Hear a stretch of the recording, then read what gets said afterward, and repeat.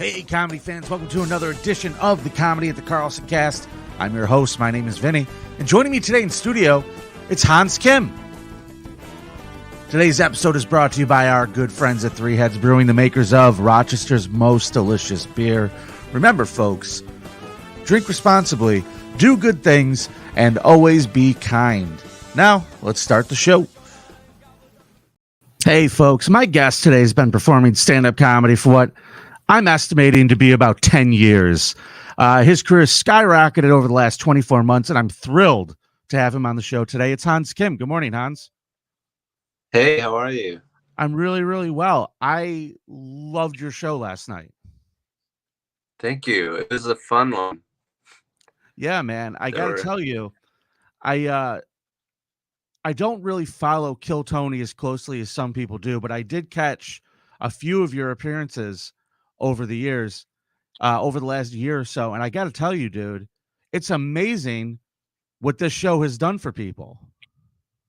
Yeah, it's like Tony's decided to be nice to some people and then be like, let's see how far this goes. And it's like, hey, if I can use that to advance my career, I will try very hard to do that. Well, for those of you who are watching this that don't know what Kill Tony is, I'm sure that's not a lot of you. It's really doing a service for stand-up comedy, in my opinion, especially for joke writing, because the whole premise of the show is it gives new comics an opportunity to perform 1 minute of stand-up. And then after, you're either going to get roasted or you're going to get some love. But getting people to write in 1 minute increments is kind of an interesting thing because not a lot of people do that. Am I wrong? No, you're not wrong. I mean, most of the people that go up are just doing their best minute. So that's sort of like that. That's a totally different beast. Like what I'm doing is like doing new stuff every week, which is like weird because then I just have to like figure out what's gonna work / what I want to say / what I want people to think about me in comedy. So I mean, it's pretty. I mean, it's pretty close to writing for my hour, but it's also like whatever you want to make it. Like sometimes it's local stuff or not local. Yeah, local stuff. Sometimes it's current news.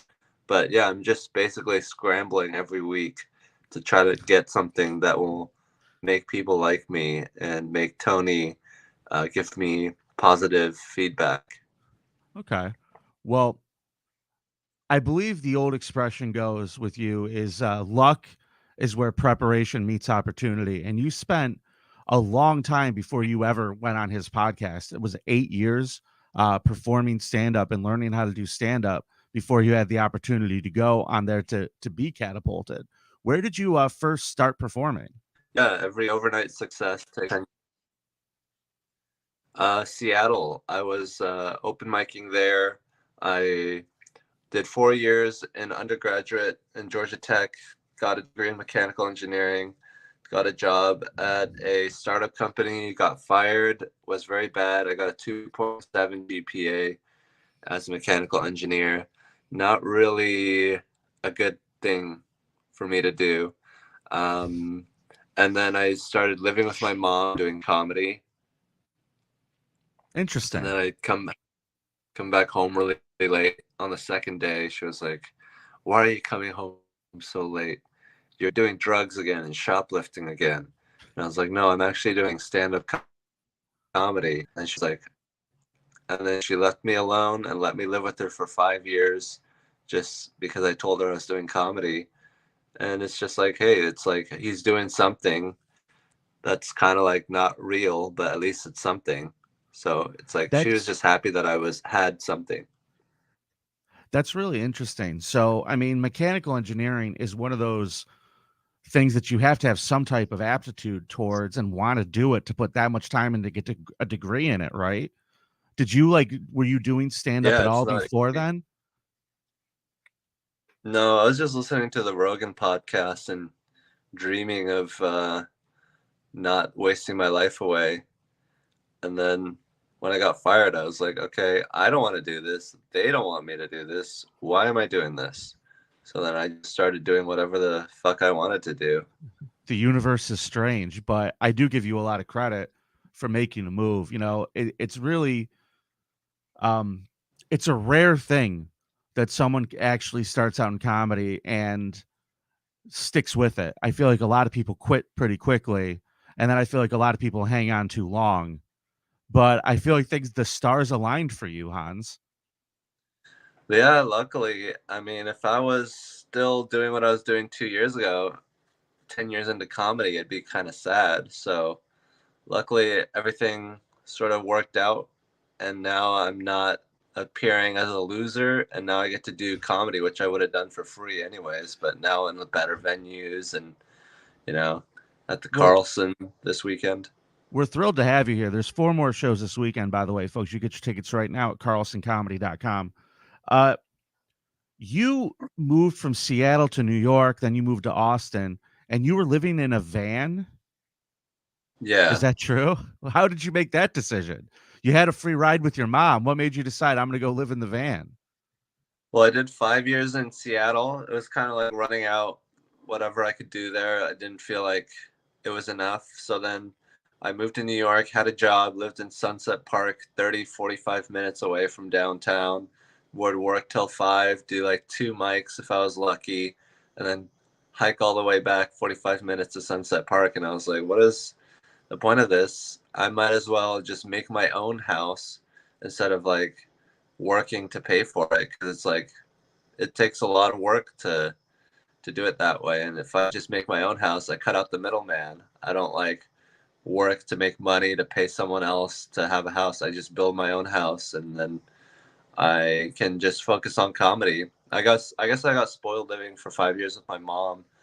I was just like, hey, why do I have to do the first part of the day when I could just focus on the second part? So I was like, let me cut out that part of my life that I don't like, and just live in a minivan. So that's what You I seem did. like I used to, I'm sorry. You seem like somebody likes to challenge themselves a lot. Would that be a good assessment of you?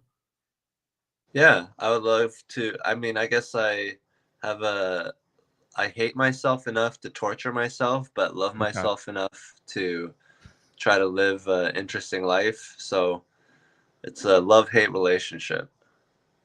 Well, you never really go anywhere until you actually make a decision to take a step forward. And sometimes, you know, it's not always the most comfortable first step. It's not the most comfortable 10th, 15th step. Like, you know, it's a struggle, this business of stand up. And what you've done in like the last 24 months is rarefied air, Hans. Yeah, I mean, I'm super privileged to be here. I would be doing this for a lot less money and a lot less comedy audiences. So I'm just gonna keep it going until the wheels fall off. How much of the Hans Kim that we see on stage is the real Hans Kim? You're not doing a character, are you? No, I mean, I am like just I don't think like thinking the right thing about people is, I mean, I don't think like ignoring things about other people is like the way to go. Like Mhm. you don't have to like be like, oh, Asian people are the same as me to treat them well. You can think whatever you want about them, and then treating them well is like another thing. So I think, yes, you can be honest, and you can like say, hey, Asian people are kind of pushy and stand really close to you in lines, and you can still treat them well. In fact, I think that's the only way to treat them well. If you're ignoring them, then you're not really seeing them for who they are. And I think it's better to just be honest with people, and and then treat them well after that. Not to ignore things and like think that like in a really nerfed world kind of thing. I think it's like if you see people honestly, the love will come from that, not from like cutting away the edges of humanity and like the things that make us unique.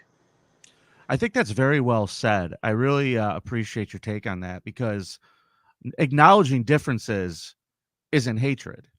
Acknowledging differences is acknowledging that not everybody is exactly the same. Treating people, as you just said so eloquently, is really what's important. Yeah, and yeah, I mean, yeah. acknowledging differences can be bad. You can use it for evil, or you could use it for good. But yeah, I mean, ignoring people is like the worst, because then it allows you to like treat them badly, or just ignore other people and only care about yourself. I can't imagine that the deep message behind what you do on stage, if this is the deep message, always translates to everybody. Do some people take you the wrong way, do you think? Um, I guess so. I think it's like up to them, but really I'm just trying to make them laugh. If the Yeah, deeper message gets through, that's fine. But if I'm making like people more racist, like I don't think I'm doing a very good job of that. I right. think I think Yeah, there's yeah, it's like if you respect comedy and you're like you got to be saying the right thing, then it's like, well, I'm not really making that much of a difference. But then if you're like I'm not making a difference at all and I can say whatever I want, then it's like, what is the point of it? So it's like I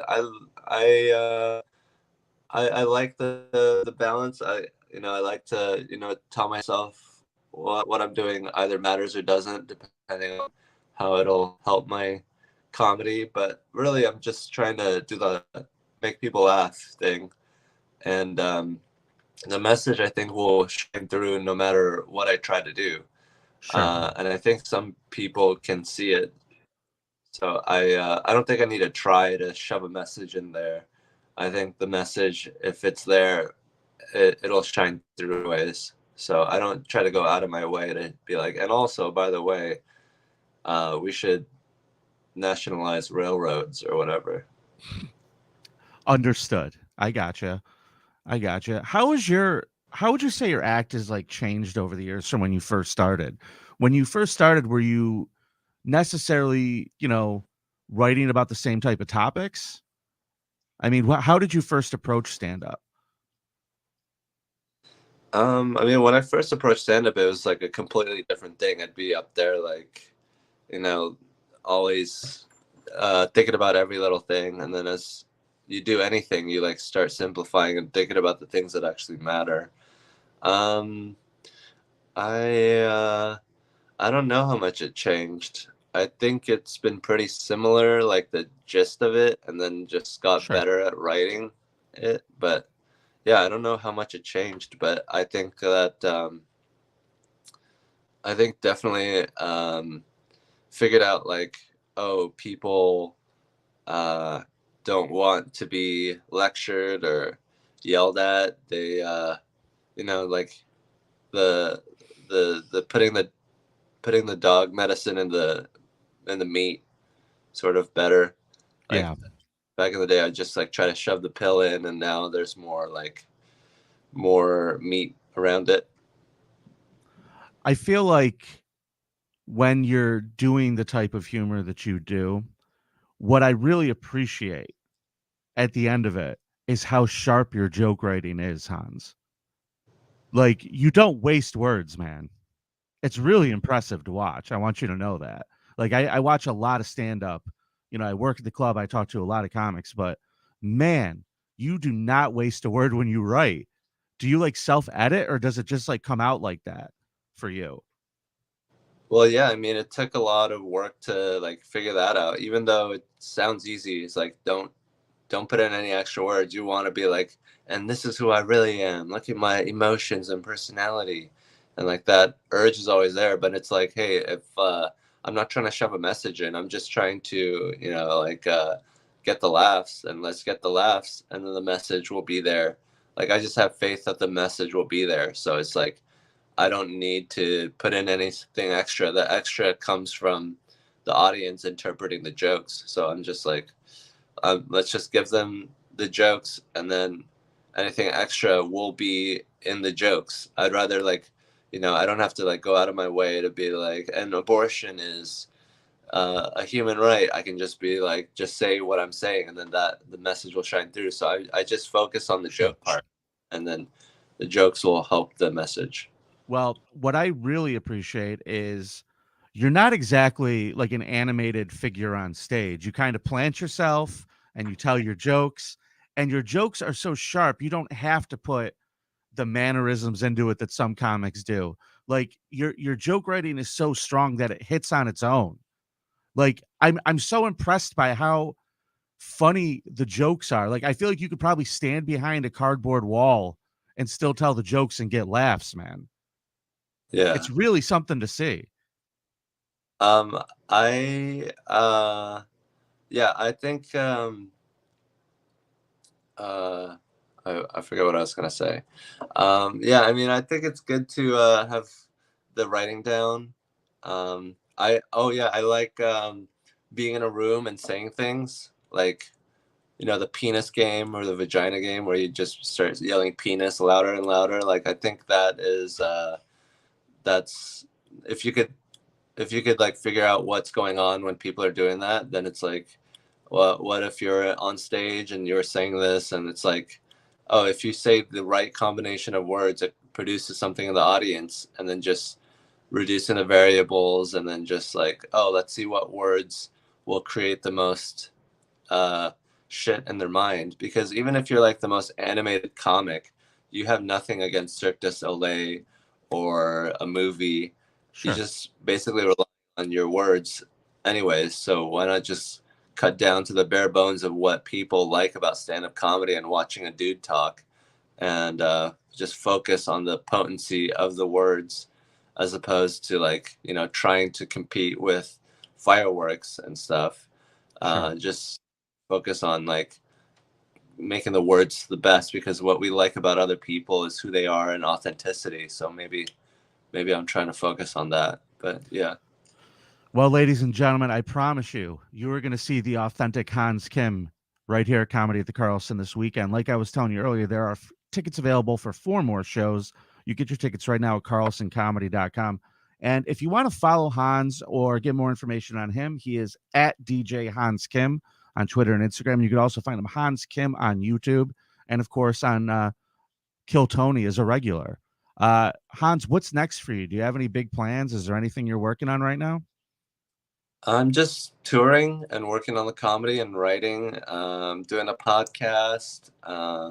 But really, I'm just going to try to keep it going. I don't really see much more. Maybe if I could get on a movie, but I'm not really going to work too hard to do that. So, The goal is stand up for you, huh? yeah, my goal is to have an hour that's amazing, and then record it, put it out, and then do that over and over again, and then just keep doing comedy. So technically I already made it. That's beautiful. That's a real stand-up comedian right there, folks. That is a man who loves the game of stand-up. And you're going to enjoy him this weekend. So, Hans, thank you for your time this afternoon, man. I know you woke up to come talk to me. Go get rested, get some food, and get ready for the shows tonight. Thanks again, man. Thanks for having me. My absolute pleasure, folks. Thanks for tuning in for another episode of the Carlson Cast. Get your tickets for Hans, carlsoncomedy.com. And remember, act right. We'll see you at a show, Rochester.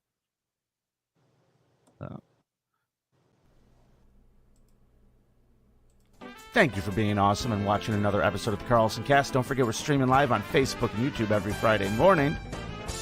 You could also follow us on social media on Twitter and Instagram at CarlsonCast. You can listen anytime on iTunes, Google Play, and we're now available on Spotify. You should also check out an amazing app called Laughable. And on the Laughable app, you can connect to your favorite comedians in a way you never thought you could before. Download it in the App Store and visit carlsoncast.com for information on more shows. And don't be a jerk, rate and review.